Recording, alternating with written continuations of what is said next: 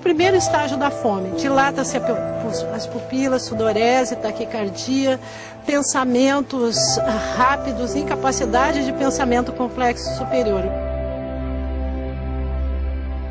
O primeiro mecanismo da fome em seu segundo estágio é a depressão. Ou seja, a pessoa deprimida não tem autoestima. A gente não pode exigir muito de quem já está dando tudo, está dando a própria vida. Esse é um compromisso da sociedade que não passa fome.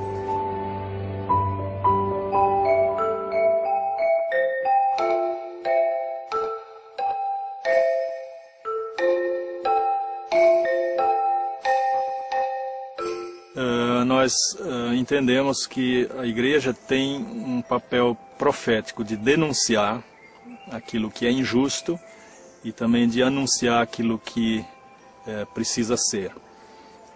Então, a partir do Evangelho que nós cremos, nós achamos que não podemos ficar de braços cruzados sempre quando há pessoas sofrendo. Para Deus, liberdade só existe se nós temos fome zero. Não existe liberdade sem pão. Mesmo que Jesus lá no Novo Testamento vai dizer não só de pão viverá o homem, ele não está dizendo que o pão não é necessário. O pão é fundamental. A igreja se ocupa e se preocupa com o ser humano na sua integralidade. Portanto, a dimensão espiritual e a dimensão material. E também se preocupa com ele como um ser social que se reúne em comunidade. E por fim, ela está convicta de que todo e qualquer ser humano, sem nenhuma exceção, foi criado à imagem de Deus. Assim, ela se preocupa com a qualidade de vida.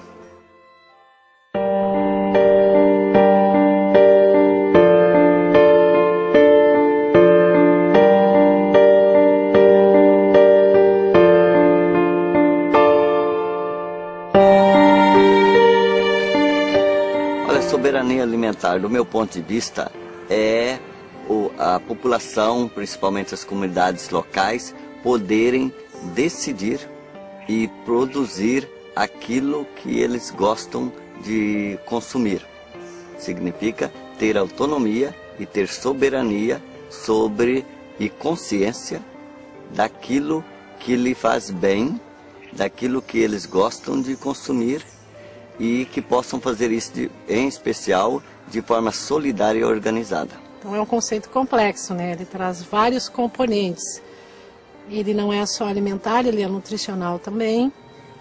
Ele supõe sustentabilidade, quer dizer, não adianta eu ter o meu direito garantido se as minhas futuras gerações, se as futuras gerações não vão ter o seu direito garantido. A se alimentar, a beber água, não vai sobrar terra, não vai sobrar solo, né?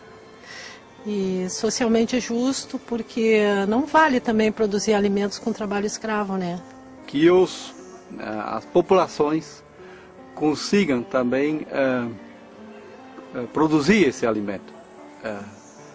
Que elas tenham autonomia de conseguir realizar a produção desse alimento conforme os seus hábitos, conforme os seus costumes e conforme as suas culturas. Segurança alimentar é tu poder produzir quase que a totalidade do que tu come na tua propriedade, né? O que hoje, mesmo na agricultura familiar, que costuma ser bem diversificada, já é uma coisa, e muitos, na nossa região Canguçu, é muito difícil de tu ver, né, a segurança alimentar ocorrendo dentro da propriedade da agricultura familiar, né? Tu vê muitos agricultores indo para a cidade para comprar alimentos, né, em grandes mercados e já dependendo da questão da importação e da questão dos commodities, assim.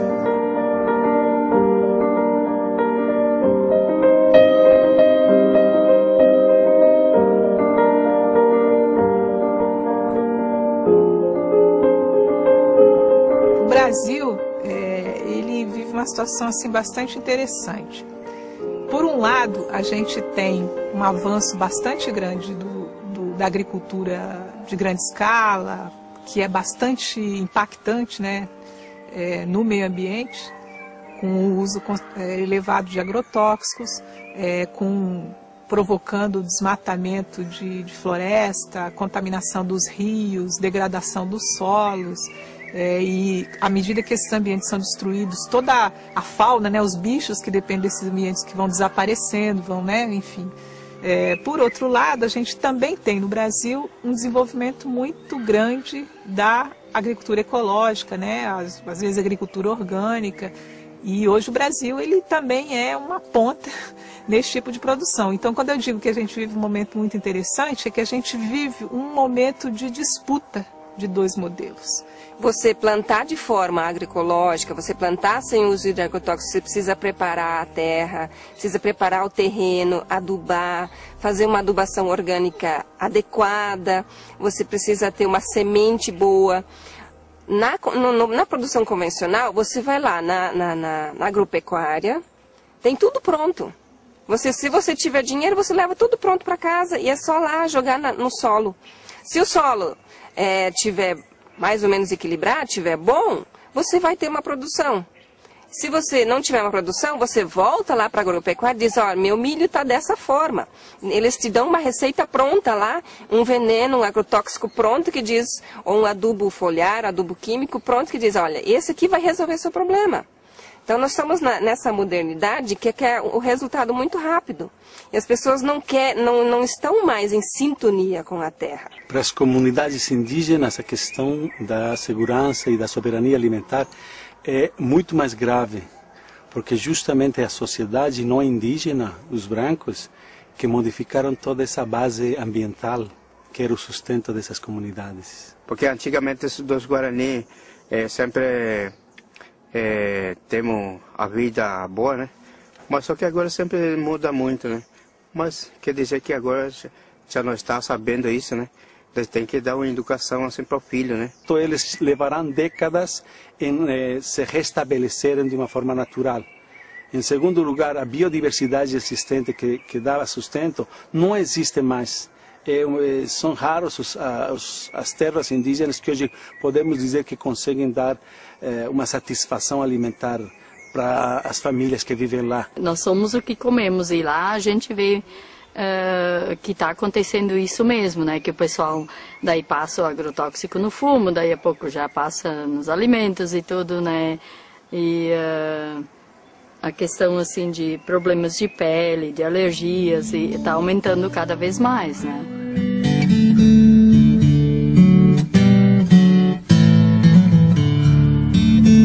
A decisão ou não sobre a questão de se um país ter soberania alimentar ou não, ela vai dizer diretamente respeito à realização do direito humano à alimentação adequada daquele país. O Brasil, em termos internacionais, ele avançou muito com a adoção das suas políticas públicas emergenciais e estruturantes, mas a gente sabe que muita coisa ainda falta. O problema é a distribuição. O problema é a não reflexão de um modo de produção de alimentos que privilegia, as políticas públicas ainda privilegiam o latifúndio, o extensivismo, monocultura, a alta tecnologia aplicada à produção, que é o chamado pacote agrícola, para produzir grão, para alimentar animal, que vai virar carne na dieta de uma minoria. Porque as pessoas mais pobres não acessam o alimento de origem animal por ser o alimento mais caro. Então nós estamos no bojo de um sistema insustentável, que tem data para se esgotar. Já está se esgotando, né?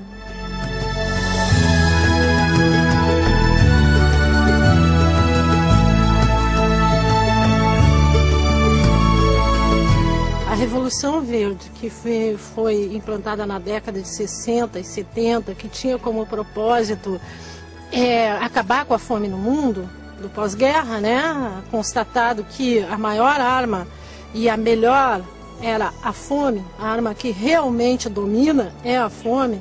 Então a FAUT trouxe essa proposta de Revolução Verde. O que era? Um pacote tecnológico intensivo, uma brigada agrícola, que interferisse nos sistemas de produção do alimento tradicional, trazendo uma pauta de 18 itens alimentares para ser produzido, dizendo que, bom, tendo esses 18, a fome acabou no mundo. Que cruza o mapa do êxodo rural brasileiro com o mapa da Revolução Verde, tu vai ver que a Revolução Verde produziu fome.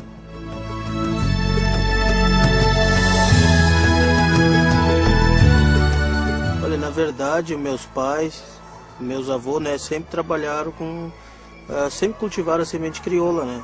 Mas ao longo do tempo foi se perdendo, né, o costume de preservar a semente crioula, né? E até então se comprava no mercado, né? A gente lá no quilombo, quem tinha condições de comprar semente, né, comprava semente no mercado.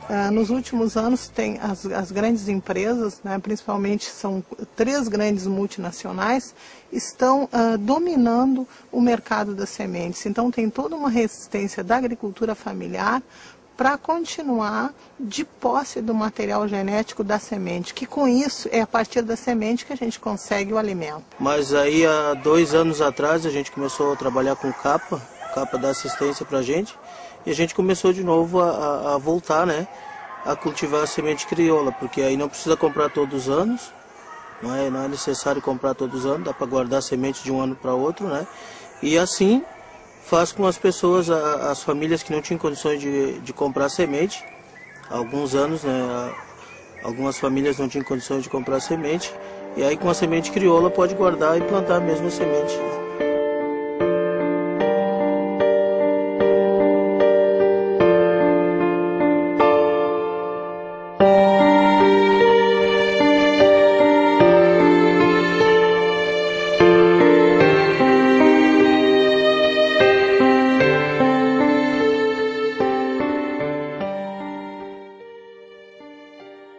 Então, quais são os desafios?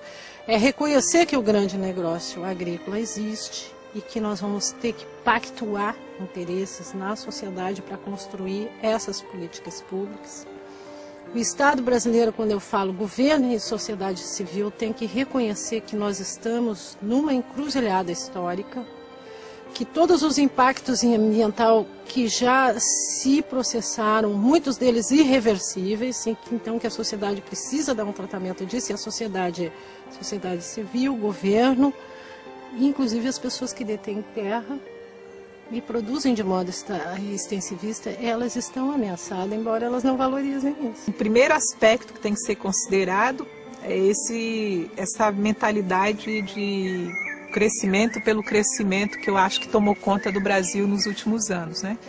E a nossa riqueza em termos de recursos naturais e tal, o nosso tamanho, enfim, as facilidades que a gente tem, né, comparado com outros países, às vezes assim faz crescer um pouco o olho e achar que a gente agora tem que crescer, acumular, arrumar dinheiro para poder tentar a partir daí resolver alguns problemas internos que a gente tem. Só que isso às custas dos nossos recursos naturais.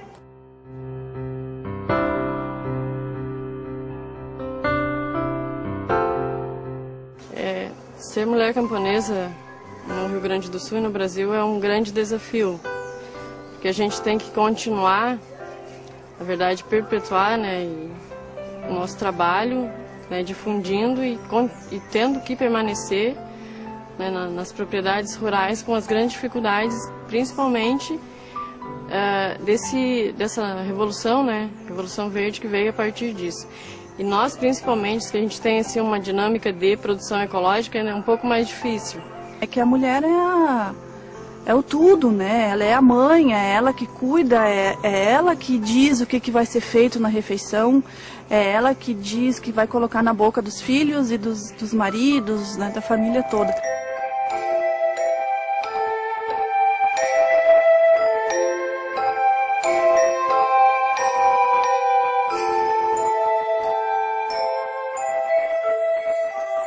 Nós podemos levar daqui também uma mensagem para as pessoas com quem trabalhamos, para as comunidades de agricultores familiares, de assentados de reforma agrária, as comunidades tradicionais, indígenas, quilombolas, né?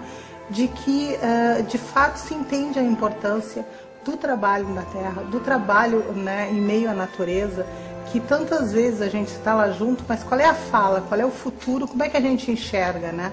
Tanto a conjuntura mundial da falta de alimentos e da importância, né, da alimentação e da segurança alimentar, segurança, né, dos povos, né, das necessidades de uma alimentação mais sadia, equilibrada, isso nos remete à importância do trabalho e dessas pessoas organizadas que continuam dedicadas, né, não tirando, mas em parceria com o ambiente, né, construindo essa possibilidade de vida digna, abundante, né, que é esse trabalho então dessas pessoas. O seminário reporta isso.